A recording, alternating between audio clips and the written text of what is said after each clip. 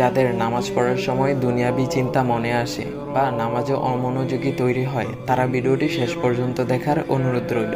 হযরত আলী রাদিয়াল্লাহু তাআলা আনহুর কাছে একজন ব্যক্তি এসেছে।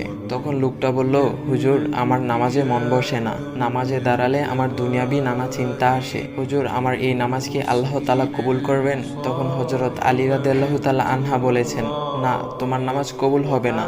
তখন লোকটা মনে অনেক কষ্ট নিয়ে চলে যাচ্ছেন। এমন সময় রাসূল সাল্লাল্লাহু আলাইহি ওয়াসাল্লাম এসে হযরত আলী রাদিয়াল্লাহু তাআলা আনহুকে জিজ্ঞাসা করলেন, ইয়া আলী, আপনার কাছে লোকটা কেন এসেছিল? এসে দেখি মন খারাপ করে চলে গেল। কেন, কি হয়েছে, আমাকে বলুন। তখন আলী রাদিয়াল্লাহু তাআলা আনহু বলেন, তিনি আমার কাছে জানতে এসেছেন যে নামাজে দুনিয়াবি চিন্তা আসলে নামাজ হবে কিনা। আমি বলেছি, না, তোমার নামাজ কবুল হবে না। রাসূল সাল্লাল্লাহু আলাইহি ওয়াসাল্লাম তখন বলেন, ইয়া আলী, আপনাকে আমি একটা চাদর উপহার দিতে চাই, তবে একটা শর্ত আছে। আলী রাদিয়াল্লাহু তাআলা আনহু খুশি হয়ে বলেন, ইয়া রাসূলুল্লাহ, কি শর্ত তা বলুন, আমি আপনার সকল শর্ত মেনে নিব। বুঝতেই তো পারছেন রাসূল সাল্লাল্লাহু আলাইহি ওয়াসাল্লামের চাদর বলে কথা। তখন রাসূল সাল্লাল্লাহু আলাইহি ওয়াসাল্লাম বললেন, ইয়া আলী, আপনি যদি এই মুহূর্তে 2 রাকাত নামাজ একনিষ্ঠভাবে পড়তে পারেন দুনিয়াবি সকল চিন্তা দূর করে, তাহলে আমি আপনাকে সেই চাদরটি উপহার দেব। আলী রাদিয়াল্লাহু তাআলা আনহু বলেন, এটা তো সাধারণ ব্যাপার।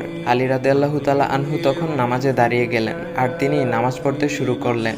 এমন সময় তার মনের মধ্যে শুধু ভাবনা চিন্তা আসতে শুরু করলো, আচ্ছা, আমাকে যে রাসূল সাল্লাল্লাহু আলাইহি ওয়াসাল্লাম যে চাদরটা দিবেন, সেটা কি ফাতিমার চাদর নাকি রাসূল সাল্লাল্লাহু আলাইহি ওয়াসাল্লামের? আচ্ছা, চাদরখানা দেখতে কেমন হবে?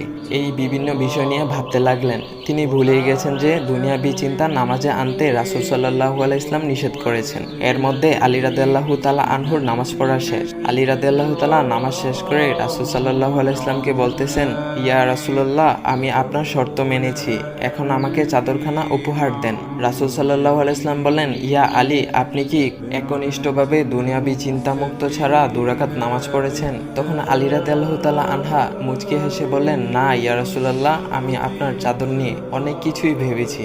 তখন রাসূল সাল্লাল্লাহু আলাইহি ওয়াসাল্লাম বলেন, ইয়া আলী, নামাজ তোমারও হয়েছে, আর তুমি যাকে নামাজ হবে না বলে ফতোয়া দিয়েছ, তার নামাজও আল্লাহ তাআলা কবুল করে নিয়েছেন। শোনো আলী, দুনিয়াবি চিন্তা দ্বারা নামাজ বাতিল হয় না, নামাজ মহান আল্লাহ তাআলা কবুল করে নেন। সকল ফরজ নিয়ম কানুন মেনে নামাজ পড়লে নামাজ হবে ইনশাল্লাহ। তবে আমাদের সকলের উচিত নামাজ আদায় করার সময় একমাত্র আল্লাহকে স্মরণ করে নামাজ আদায় করা। নামাজে দাঁড়ালে দুনিয়াবি চিন্তা মাথায় আসে, এটা শয়তানের একটা ফাঁদ। আল্লাহ তাআলা আমাদের সকলকে শয়তানের কুমন্ত্রণা থেকে হেফাজত রাখুক এবং সঠিকভাবে মনোযোগের সাথে নামাজ আদায় করার মতো তৌফিক দান করুক। সবাই বলি আমিন। চাইলে ভিডিওটা আপনি অন্যদের কাছে শেয়ার করতে পারেন, এতে অন্যদের ভুল ভ্রান্তিগুলো দূর হবে।